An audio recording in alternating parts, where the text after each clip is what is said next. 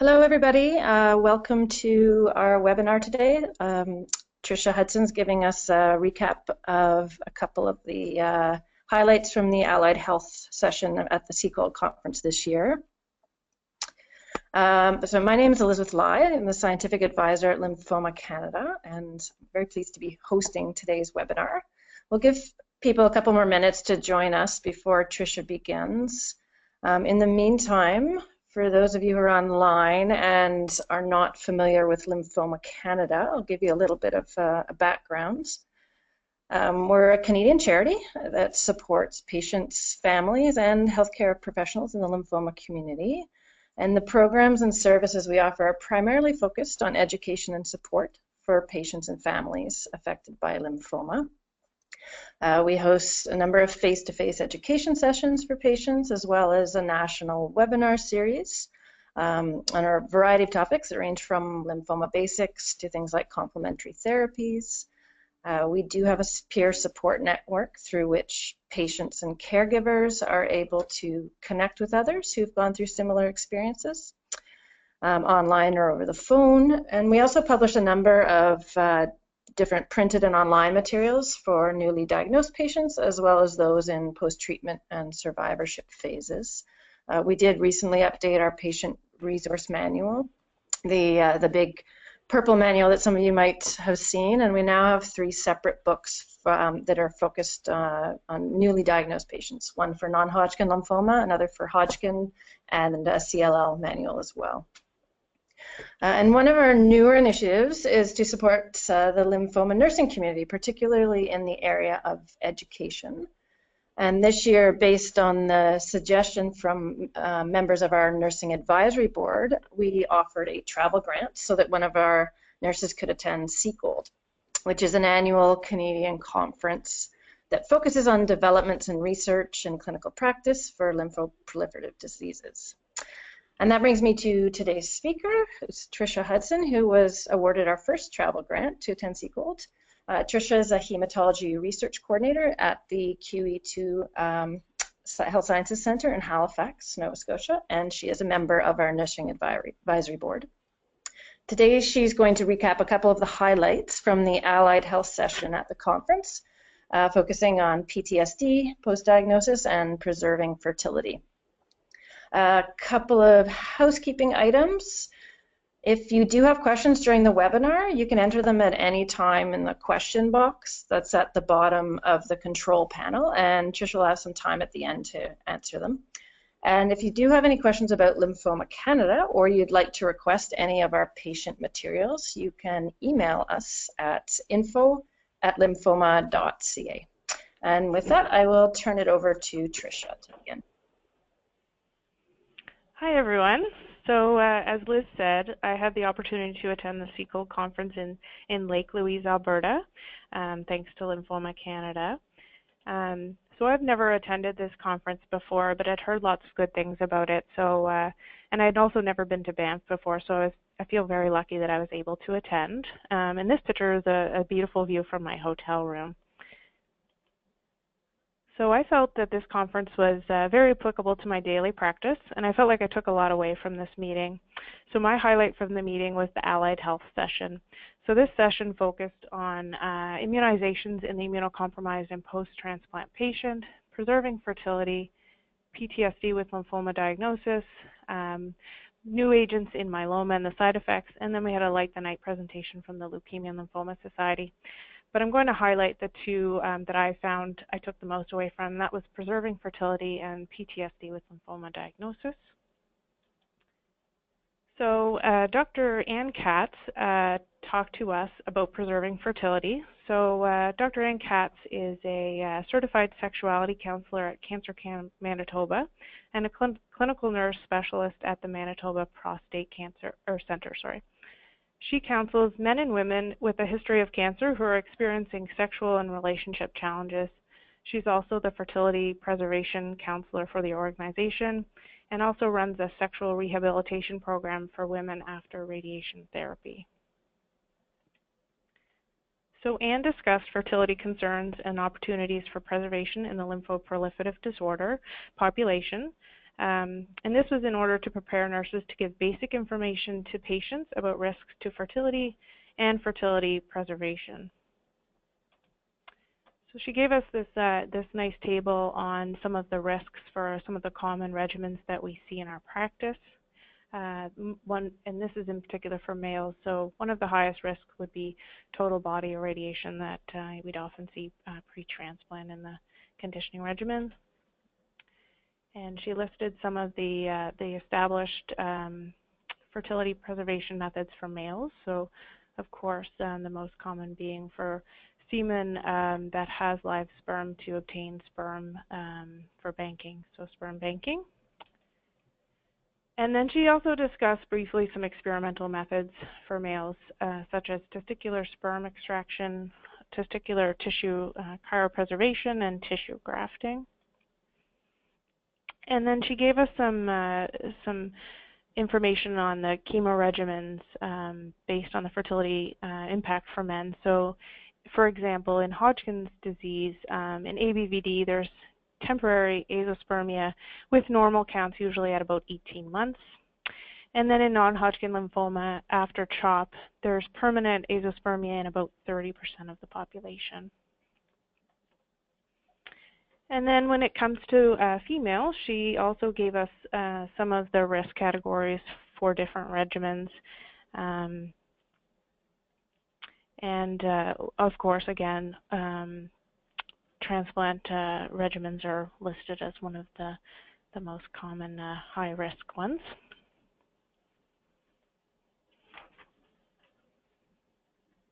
She also talked about premature ovarian failure in females. So she highlighted that return of periods or normal hormone levels does not necessarily mean that the ovaries are undamaged post-treatment.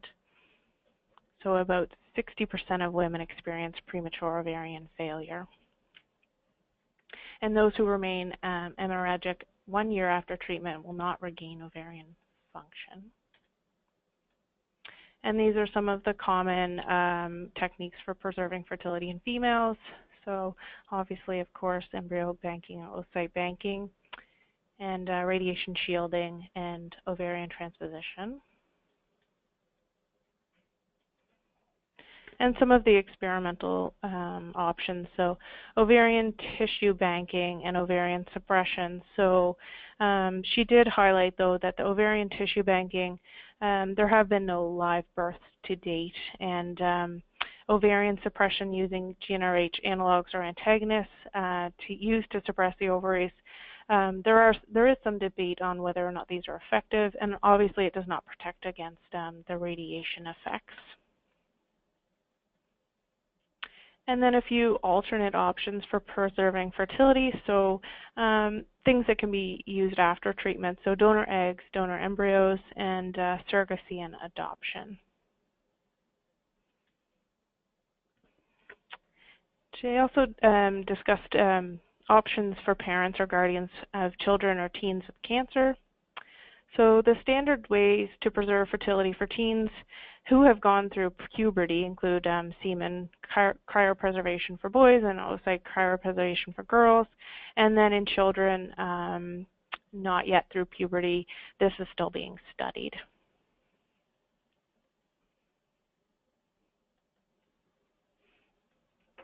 So she gave us lots of great resources available to use in our practice. So one of the things I found most interesting was on the Livestrong website, there's a fertility risk assessment tool. So you can select the cancer treatment specifically, and then it'll give you the risks based on male or female, and you get to pick through those. So I'll show you an example of what that tool looks like. So you can be very specific, and I think that would be very helpful in my practice. And then on the same website, there's also a family building options tool. So this shows options for both men and women who are looking to build a family. So this includes options pre-treatment, during treatment, and after treatment. So you can kind of go through and select based on your specific needs. And then one of the other available resources, which I found very interesting, she discussed My Futile for Future. So there's actually a cost reduction program available through this organization, and so this organization provides fertility preservation information and support services to cancer patients and also oncology professionals. So this cost reduction program for people who qualify, and there is specific criteria for this, but for females, they can receive a reimbursement of up to $2,500 towards their fertility treatment, and for males, they can receive up to $350 for sperm cryopreservation services. And she listed a few other websites that are helpful that we could use. I went through these and that they are very helpful. And she also discussed some of the barriers and challenges in trying to communicate preserving fertility in our clinics. So some of the listed challenges that have been identified is the lack of knowledge on the issue, lack of time in the clinic in a fast-paced environment, and then also access issues, so referrals for sperm banking in Canada. And she listed some of the rates. So only 33% of the facilities received 1 to 2 referrals a month, and any more than that, the percentage got quite lower. She discussed some of the ASCO recommendations. So ASCO developed recommendations for fertility preservation for people with cancer, and these are the few of the recommendations listed. So all patients should discuss options as soon as possible, and they should ask for a referral if they are unsure if they want to have children in the future. And this is a little guide that I had found on the ASCO website, and it's a guide for patients based on the recommendations. And in terms of the nursing role, from a nursing perspective, and discuss the importance of talking about it with the patient, as we're in a great position to identify this as a concern, and also to advocate for these patients and provide them with the appropriate resources. And then the next presentation I'd like to highlight on is one that I found particularly interesting. Dr. Sophia Smith talked about lymphoma as a traumatic event. So Dr. Smith is an associate professor for the Duke University School of Nursing. She spoke about her personal experience with cancer, as she was a cancer survivor herself.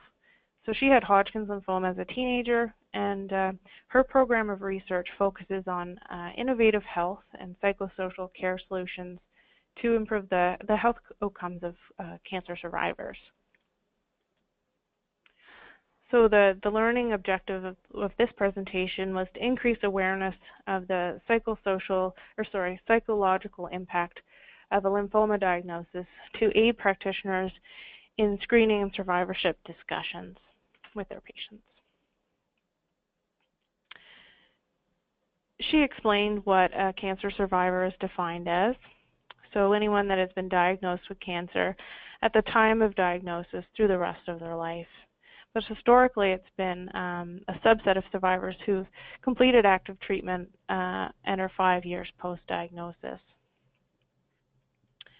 She talked about survivorship issues that they don't follow a linear fashion, so they can evolve and overlap from diagnosis to long-term survival. She also gave us a bit of statistics from the Canadian Cancer Statistics in 2015. So about 196,900 Canadians will be diagnosed with cancer in 2015, and that over 810,000 Canadians are still alive at the beginning of 2009 with a cancer diagnosed in the previous 10 years. So people are living longer after cancer. And then she also listed the estimated number of U.S. cancer survivors, and it's increasing as the years go on, and projections show that it will get even higher. She also talked about non-Hodgkin lymphoma and the 10-year prevalence of survival for Canada, which would be 4.3%. And then she discussed the impacts on lymphoma treatment and can be very individual for each patient based on surgical side effects, chemo side effects, radiation, hormonal, and even non-treatment specific side effects. So the quality of life of lymphoma patients is based on all of the physical, psychological, social, and spiritual well-being. She in particular pointed out post-traumatic stress as an impact on lymphoma survivors' quality of life. So she went on to discuss what post-traumatic stress disorder is. So she discussed, the results from the exposure to a traumatic event, such as a motor vehicle accident or a life-threatening illness, such as cancer, and some of the symptoms that are included with that. So difficulty sleeping, avoiding things such as medical appointments, and changes in mood or your thoughts. She listed the PTSD prevalence in the general population at about 7% over a lifetime. And in the cancer population, for a full PTSD diagnosis, about 10% of the population. And she listed some of the PTSD risk factors for cancer-related PTSD. So the younger the age, lower income or lower education, prior trauma, less social support available, and depending on the intensity of the treatment or the advanced stage or recurrence of the disease.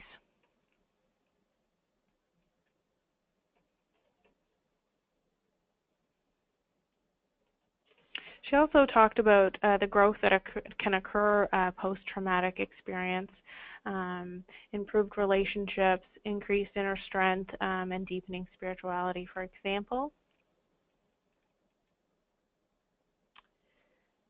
She also, Dr. Smith conducted a lymphoma cohort study where they mailed surveys to 682 lymphoma survivors who had been identified through the tumor registry.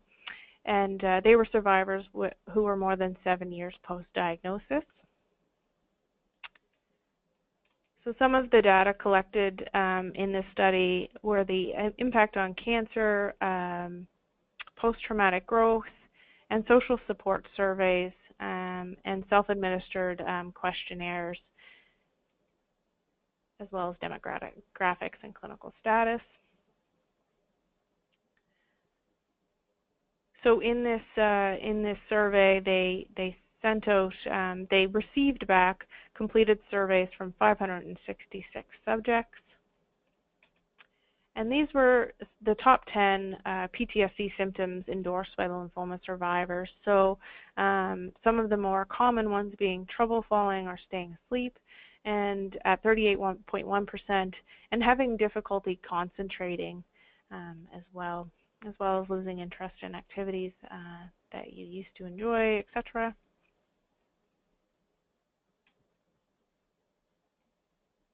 And she also described some of the PTSD risk factors in lymphoma that were found.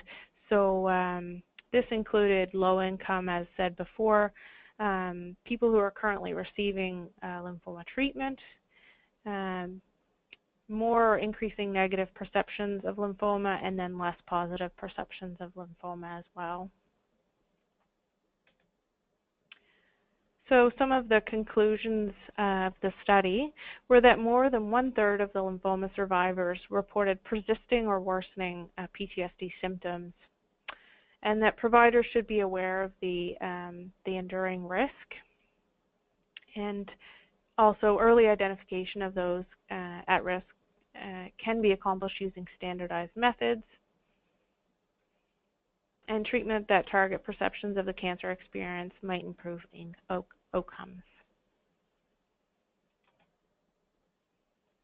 So the recommendations that she provided for clinical care included screening for PTSD. So she stated cancer experience is a stressful event, and to monitor them during treatment, recurrence, and even long-term follow-up. and to be aware of the potential triggers, such as the tests that are involved or the recurrence of the cancer.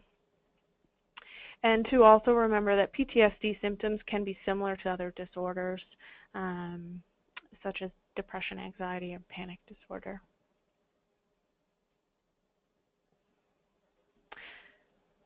So PTSD assessment can be done using a clinician-administered scale or by self-reporting through a PTSD checklist or primary care PTSD screen. And she also listed the website there at the bottom for an oversight available for this.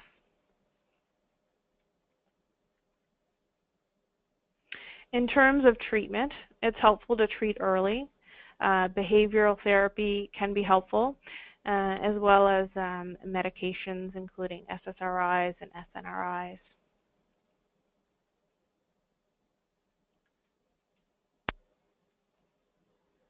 She also listed some of the PTSD resources that are available, including the Canadian Mental Health Association, the National Center for PTSD, National Cancer Institute, and the American Society for Clinical Oncology listed there.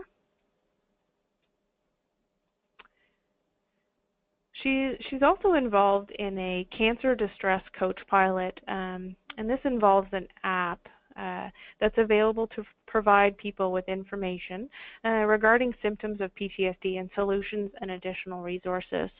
So it's a self-management app, and it's unfortunately only available in the U.S. currently. She did say it had something to do with Apple, I think, or something like that. So, but she would be excited to get something like this going in Canada. She's also said people should reach out to her if they were interested in this. And in summary, she talked about post-traumatic stress symptoms can be prevalent and persistent among the lymphoma population. It's important to validate and normalize the experience and to refer them to a mental health provider for diagnosis and treatment if the symptoms are bothersome.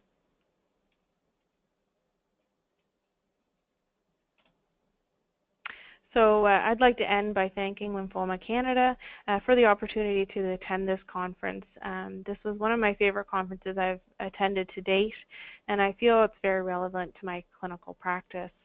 And again, that was a picture of my hotel room as I was leaving the conference, and then that was me on Lake Louise when we had a little bit of an afternoon break on Saturday. That completes my presentation. I'm not sure if there's any questions. Thanks, Trisha. That was great, and really glad to hear that you both enjoyed the conference and found it informative and educational as well. So if anyone has any questions, you can enter them now if you like in the question box at the bottom of the dashboard. And I actually have a couple of questions, and Yeah. With respect to fertility, is it standard at your center to offer fertility preserving information to newly diagnosed patients? Obviously, for those who it might apply to. Yeah, you know what? It's kind of embarrassing that it's not standardized. I mean, we try to think about it, but in a busy clinic, I will admit that it sometimes gets missed.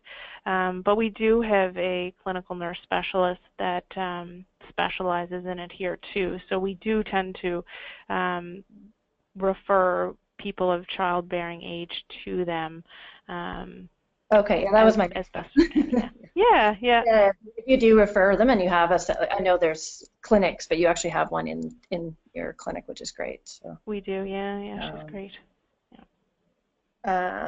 And with respect to, I guess, PTSD and other psychosocial issues, how easy is it for a patient to access psychological support through their cancer center?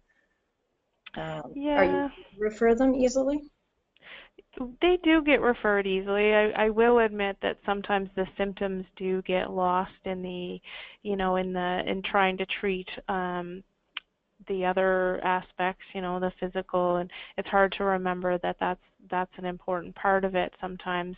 But we do refer them to mental health here, as well as we do have a great spiritual care provider here that loves to talk to people, so we do refer them to them as well. Okay. And do you use a symptom screening tool at your center, like ESAS or something? I know they're using it a lot in Ontario right now.